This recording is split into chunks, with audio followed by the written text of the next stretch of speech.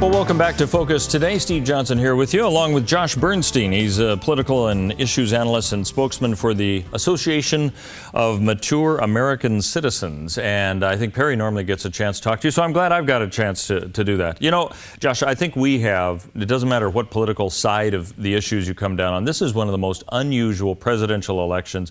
This is going to be one for the books, I think. And I'm not just talking about the Republican side or just the Democratic side, but both sides. This is an amazing situation we find ourselves in, especially with the, if I can use the term, the volatile personalities that we have in the race. And it's kind of a fascinating thing to observe. But I'm wondering, from your perspective, as you're kind of looking and analyzing what you're seeing, how would you summarize, up to today anyway, the election that is unfolding both on the Republican and Democrat side? Well, I think this is going to be an election of who do you hate the least. I truly believe that. I think that the two frontrunners have very high negatives, but I think when it boils down to it, do you want someone who is a perceived liar? I believe that she is, but at least to the American electorate, do you want someone that's a perceived liar, a political hack who's been at the game for 25, 30, 40 years? Or do you want a brash-talking, tough-talking New Yorker who basically is a billionaire businessman and is pretty much going to say and do what he wants to do? He may be offensive to some people, but usually the folks that are offended by Donald Trump is because they understand that he's telling them the truth. And sometimes the truth hurts. So I think that when it boils down to it, I think the American people are going to wake up and say, you know what? You know, I may not like Donald Trump completely, but I really despise Hillary Clinton. I'm going to give the billionaire business guy a shot. And yet we still have Bernie Sanders, who's rattling the saber, and he's showing a lot of at least younger people support there. Do you think he's any kind of a viable threat, given that Hillary has so many more delegates than he has? Well, I wrote an article and actually did a television show a couple of weeks ago, and I explained how Bernie Sanders, he could actually pass Hillary Clinton in the delegate count, and he still won't get the nomination. She could even almost probably be indicted, and he still probably won't get the nomination. And the reason is because Hillary in 2008 fell about 100 delegates short to Barack Obama, and she certainly wasn't going to let her personality and her high negatives get in the way this time. So she made a deal with 33 state Democratic Party officials before any of the votes were even taken, before even one debate was given or anything at all. And she basically paid off these 33 state officials. And what happened from that point is half of that money went to the DNC, and the DNC, and as I like to call her, Debbie Wasser-Poodle-Schultz, protected Hillary Clinton by cutting off debate, not having enough debates. And when they did have debates, they were at, a Saturday night when nobody was going to be watching or anything like that. So you can clearly see the collusion, if you will, between the DNC and the Hillary Clinton campaign. And those super delegates have been paid a lot of money, $4.4 million worth of money. And therefore, I don't think that they're going to switch, even at the barrel of a gun. Well, now Bernie is getting a little bit more testy, I guess you'd say, on the campaign trail. Do you think that he will bring that issue up at some point? Well, he may. I don't know. I mean, we remember a couple of months ago when he said, can we already stop talking about Hillary's emails, which was kind of an allude to the fact that maybe they've been talking about a vice presidential ticket for him or something. I'm not sure. But I will say this. I saw an AOL poll that said as many as possibly 40% of Democrats that are supporting Bernie Sanders, if he doesn't win, may support Donald Trump, which is obviously great news for Donald Trump.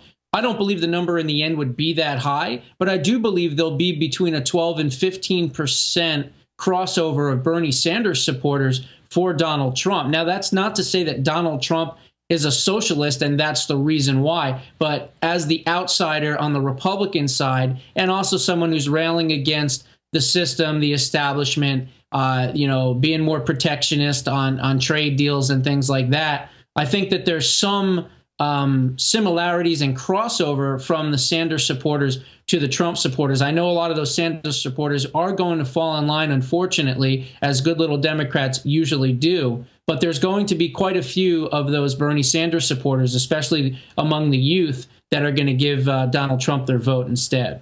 Political analyst and issues analyst Josh Bernstein is with us. Just want to, if you tuned in late, let me ask you this.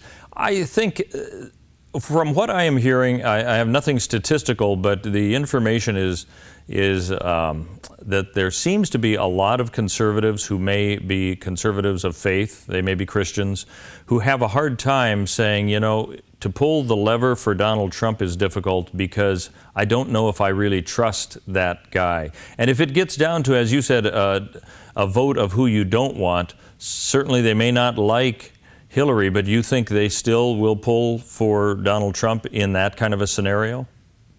I sure hope so. I mean, if evangelicals and Christians and Christian conservatives, you know, really want to save this country, they're going to have to vote for Donald Trump. And the reason I say that is we've got 4 or 5 Supreme Court justices that can barely fog a mirror at this point.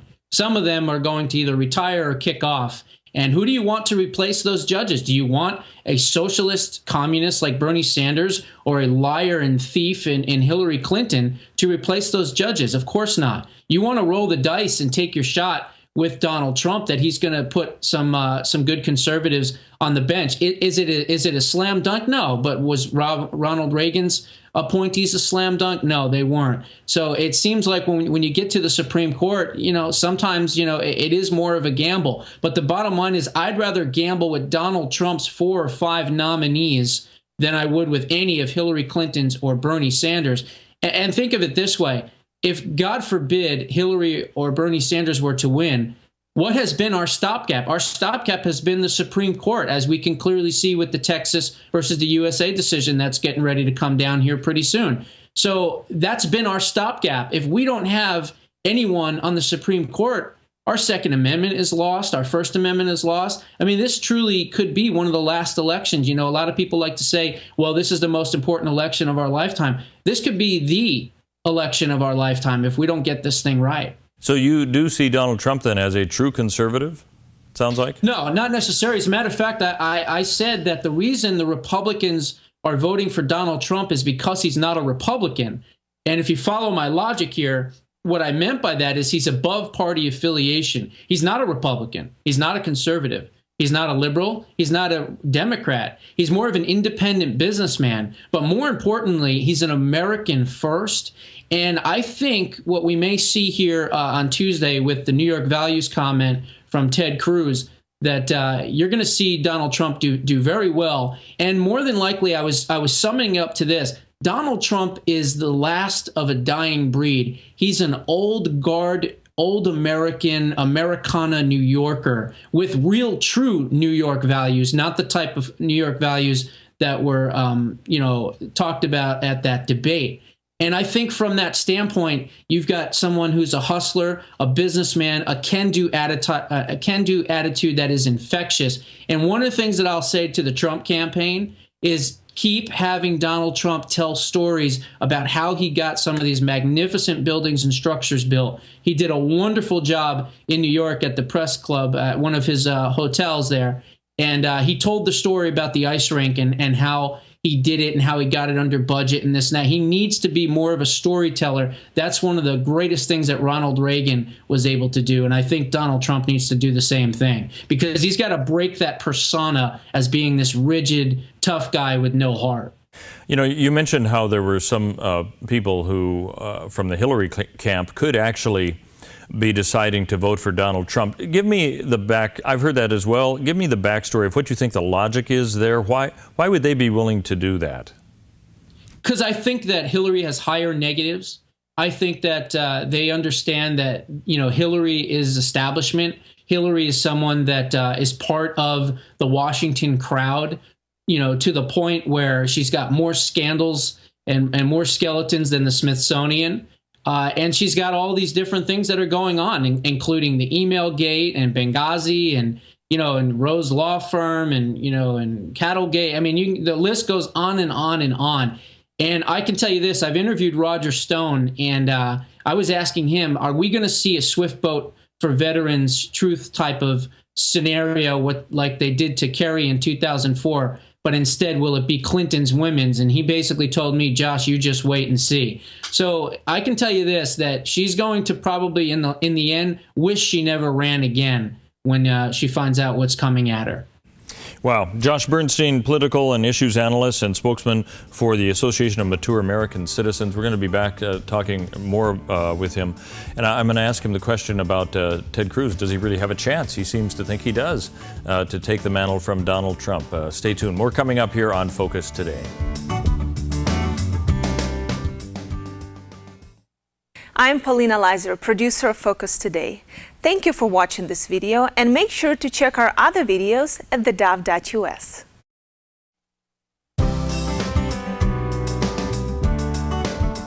Welcome back to Focus Today. Steve Johnson with you, talking with Josh Bernstein. He's a political and issues analyst and also a spokesman for AMAC. That's the Association of Mature American Citizens. This is the one that is the alternative to my mind escapes AARP. me. AARP, yes. He's a pro-Christian Jewish conservative, and you have obviously some views about this election coming up, as we all do. I want to ask you about Ted Cruz. You know, Donald Trump seems to have been a little bit sideswiped here by the idea of how the delegates can be changed. You could win a state but lose all the delegates, and that's happened where Ted Cruz has actually taken some of his delegates. Ted seems to think that he can still pull this off. Do you think that the momentum could shift to Ted instead of Donald by the time all the votes are tallied?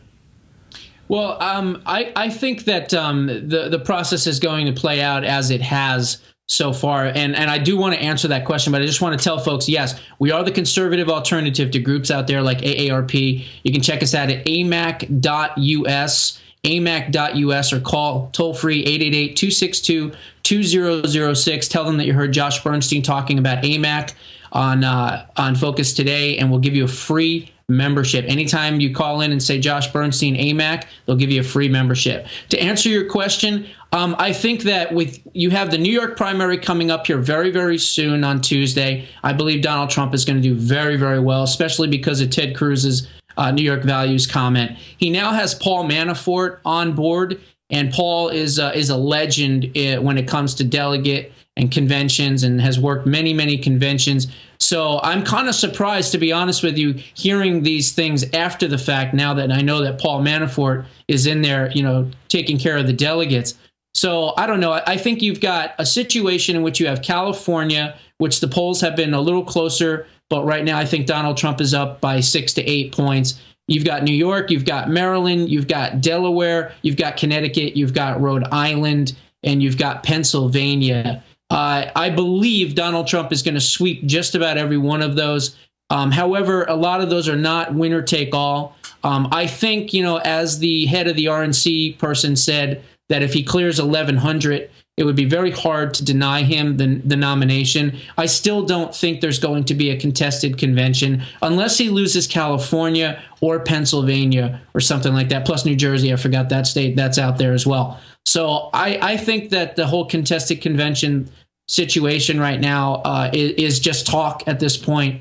But I will say this: Ted Cruz, you know, winning this voterless, you know, primaries is ridiculous. Personally, I think what we ought to do for the next election process, we ought to have 10 debates, one a week for 10 straight weeks. Then you wait 2 weeks, and then you have one gigantic primary, all of Obama's 57 states on one day.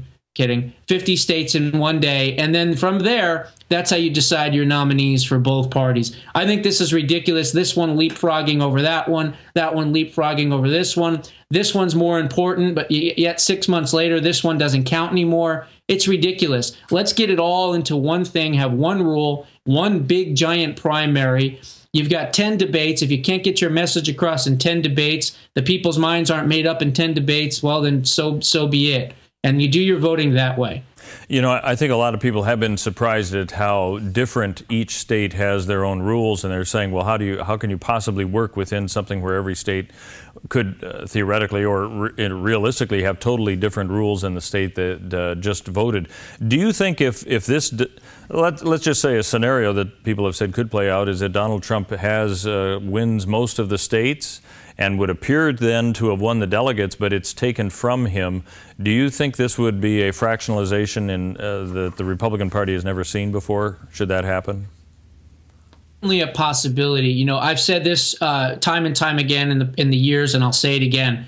A Democrat could literally strangle a kitten on live television, but because there's a D in front of their name, all is forgiven. They get together as one big happy party. They go out to the polls and they vote as one big happy party. Republicans don't do that. Republicans will say, well, you know what? I don't like this, or I don't like that, or back in 1987, he voted this way against this one bill, and therefore I'm staying home. That's how the Democrats win. So, yes, I am worried about the fracturedness of the party. And as I've always said, a fractured party is a losing party. We've got about 5.5, 6 months after June or so to get this party back together in one piece. I'm hoping that if Hillary Clinton is the nominee, that will be enough motivation for the folks that say never Trump or never Cruz to get together. Because again, hashtag never Trump, never Cruz equals never win. You know, I've had some interesting conversations with people talking about the Bernie Sanders phenomenon, who are pro-socialist, so they may never say that, but they seem to be that way because they're saying, hey, we already have a lot of socialistic programs like the police and fire department. And I'm thinking, what in the world are you talking about? Yeah. Mixing up what are services provided by a government to a form of socialism, which is the government telling you what to do in its most simplest form. And yet a lot of young people seem to be eating this hook, line, and sinker. Are you a little surprised by the Bernie Sanders popularity that is behind him? It shows that the re-education centers and indoctrination centers of the United States, which are masquerading as public education schools, have been doing they've been doing a good job. They've been doing a good job brainwashing these kids to hate capitalism, to be, pro-socialism. Look, they graduate high school with a degree in democratic studies. Then they go on to college and they get a chance to meet their Marxist professor who tells them that the Constitution is an inherently racist document. And typically they don't figure things out until they get married and have kids and start working and paying taxes. But by then, a lot of times it's too late. Look, these people out there that want free education and they want free health care and they want $15 an hour, these people are just mathematically brain dead if you think about it. Because if you're going to have a free education, let's say Bernie Sanders gives you a free education, with a 90% tax rate, you're not going to have any businesses to use that education with. Same thing with $15 an hour. These folks that are clamoring for $15 an hour, well, right now businesses have something called free will. And they have the free will to say, you know what, we're not going to pay you $15 an hour. Meet Mr. Kiosk, who's your new replacement. Meet Mr. Robot, who's your new replacement. So now your $15 an hour job becomes $0 an hour job. So I think these people that are clamoring for this $15 an hour are just not thinking this thing through. Because businesses have free will and they'll move to another climate that's more friendly and less expensive, or they'll close down their business. And then again, their $15 an hour job is gone. So these people need to rethink things. You know, these are all issues that could be brought up, especially by Republicans as well. I'm not hearing it too much now. They may think that it's too politically volatile for them, but they're probably not going to get those other votes anyway. When we finally move towards whether it's, let's say, Donald and Hillary, should this happen, how do you think this election, once we have a Democrat and a Republican, how will this election change from what it is now? Will it continue to think on the same trajectory, or do you think that we'll get into a whole nother area of discussion, whatever that might be, the personal diatribe or whatever? I should hope that the discussion, if it is between those two, is focused not on Donald Trump, but on Hillary Clinton. And I hope that the RNC, and I know a lot of these other groups, that they're going to be expending a lot of money out there. I hope that they start really pounding on Hillary Clinton, because we can't worry about the false narrative of looking sexist or against women or whatever. We need to expose Hillary. And I've said this from the beginning. The candidate that attacks Hillary Clinton the most has the best chance of winning. Now, the establishment rhino Republicans see that as, oh my God, we can't attack her. We're going to look sexist. Well, what did they do with Barack Obama? We can't attack him. We're going to look racist. And it got us 8 years of Barack Obama. So I hope that the Republicans, and again, Donald Trump being who he is and the way he is, and with his passion and fervor, I'm really hoping that he goes after her, in a way that's never been seen in the political realm ever in America. And that's the only way. You're going to have to literally rip her apart and destroy her and make her so unelectable that, like I said in the very beginning of this segment, this is going to be an election of who do you hate the least. And I believe that person will be Donald Trump, meaning that people hate Hillary more than Donald Trump. Josh Bernstein is our guest, political analyst, also spokesman for AMAC, the Association of Mature American Citizens. Let me ask you about the Achilles heel for both Hillary Clinton and Donald Trump. What do you think it is that could trip either one of those up? Let's start with Donald Trump. What do you think is his most vulnerable aspect of his candidacy? Well, I would say it could be, in a lot of ways, his personality. I personally like it. I like the fact that we have Joe Pesci from Goodfellas running for president. So, to be honest with you, I don't mind it. But I think there's a lot of people, there's a lot of conservatives that were like, I don't like him. He's too rough around the edges. He's this, he's that. So I think that could be a problem. He's really going to need to figure out a way. And again, if his campaign is out there and they need help, let me know. But I could develop ways right away on how to soften that image. More than likely getting surrogates to talk about his honesty, his charitableness, and again, telling stories, turning and morphing into a Ronald Reagan on the stump as far as telling stories about old New York and about things that he did, and showing all of those years of experience and how he built things and what challenges he had, things like that. Because this is a job interview and he's still doing it. You can't sit there and say, I hate China, I hate Mexico, and I'm going to make things great again. I mean, you need more meat on the bone than that. For Hillary Clinton, it's definitely got to be two people in particular. One, Brian Pagliano, her former IT director, who now pleaded the fifth in Benghazi testimony, can no longer do that because he got in trouble for not disclosing on his State Department financial forms that he was working for the Clintons, kind of off the record and not directly on the job, but as a private citizen. This is the guy that set up her off-premise server. So he can no longer plead the fifth anymore. He may start singing like a canary. And also Guccifer. Guccifer was brought over to Romania not to take a sightseeing of the Grand Canyon and the Statue of Liberty. He was brought in to tell what he knows. And I believe that he may spill the beans not just on Hillary, but also on Sidney Blumenthal, Cheryl Mills, Uma Abedin, and a whole host of others. Because I think Guccifer has a ton of information. And I hope that they give him a New York Day, Macy's Day, Thanksgiving Day parade, give him all the immunity in the world as long as he can take down Hillary Clinton. And you don't think that, it seems to me Clinton supporters are always going to support her no matter what, but you think this would make those who are questioning whether she should be president, move them to Trump or somebody else? This is that Trump contingency of people who right now say they support Hillary, is that right? Well, that's a good question. I think that if Donald Trump can peel off anywhere between 20 and 25% of Democrats, and then he also picks up 20 to 25% of African-American voters, and who knows what he's going to do with Hispanics, probably not very well, although he did do very well for the legal ones that were voting in Nevada. So it's going to be a hard slog no matter what. I hope the Republicans don't think this is going to be a cakewalk, because it certainly is not. But I think Donald Trump can pull this off. The problem is the electoral math is set up in favor of the Democrats and has been for so long. I mean, before we even get a sniff at a swing state, we're in the hole 120 to 160 delegates. It's ridiculous. We need to overhaul the entire system.